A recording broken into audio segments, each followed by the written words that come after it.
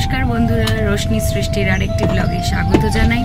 आमार जन्य आजके एकटी भीषण गुरुत्वपूर्ण एंड इम्पोर्टेंट दिन बोलते पारो। आजके आमार धबधबी बाबार पुजो। आबार बेरिये पड़ेछि बारुईपुरेर उद्देश्ये। आमार संगे तोमराओ चले चलो शहरेर कोलाहल थेके किछुटा आराम पेते ग्रामे गंजे। चलो ताहले बेरिये पड़ि धबधबी बाबार मंदिरेर उद्देश्ये। चारिदिकटा सबुजेर घेराटपेर मध्य दिए एगिए जेते मनटा भारी भालो लागছে। एक अद्भुत स्वस्ति पाচ্ছি, তাই না? সারাদিন তো ওই ধোয়া গ্যাস তার মধ্যেই আমাদের দিন কাটানো, তার থেকে একটু না হয় আলাদা। আর আমার মতো কিছু মানুষ যারা গল্প করতে খুব ভালোবাসে, আজকে মনের আনন্দে আমরা গল্প করছি। অন্তত আমি আমার মনের ভাবটা প্রকাশ করছি আমার স্ক্রিনের উল্টো দিকে থাকা বন্ধুদের সাথে। গল্প করতে করতে দেখো পৌঁছে গেলাম বাবার মন্দিরে। যদিও এটি আমার মাসি শাশুড়ির বাড়িতে অবস্থিত, তবে ধবধবি বাবার এক বড় মন্দির আছে বারুইপুরে। ধবধবি স্টেশনে পৌঁছে অটো নিয়ে বা টোটো নিয়ে সেখানে পৌঁছে যাওয়া যেতে পারে। আর এখানে খুব সুন্দর করে চারিদিকটা সাজিয়ে তুলেছেন তারা।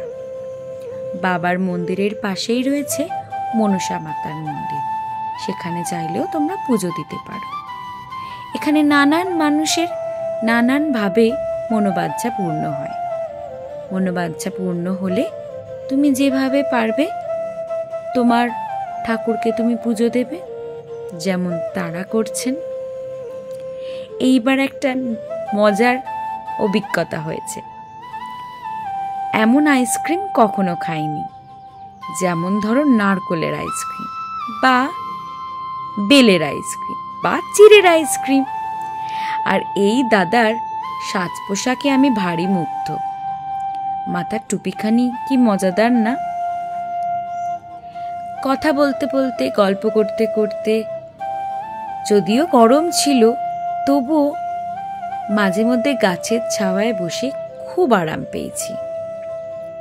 তাই সবকিছুর মাঝে সময় যখন এলো বাড়ি ফেরার, তখন একটু তো মনটা খারাপ লাগছিল। কিন্তু ওই যে মিঠাইটাকে আজকে সঙ্গে নিয়ে আসিনি, খুব গরম বলে। তাই আশা করলাম যে একটু ঠান্ডা পড়লে বা গরমটা কমলে ওকেও সঙ্গে করে নিয়ে আসবো। আজ তাহলে আমার ব্লগটি এখানেই শেষ করলাম। প্রতিবারের মতো ধবধবি বাবার মন্দিরের দর্শন ও পুজোর কিছু স্মৃতি তোমাদের সাথে শেয়ার করলাম। দেখা হবে আগামী ব্লগে। সকলে ভালো থেকো। ভালো লাগলে সাবস্ক্রাইব করো।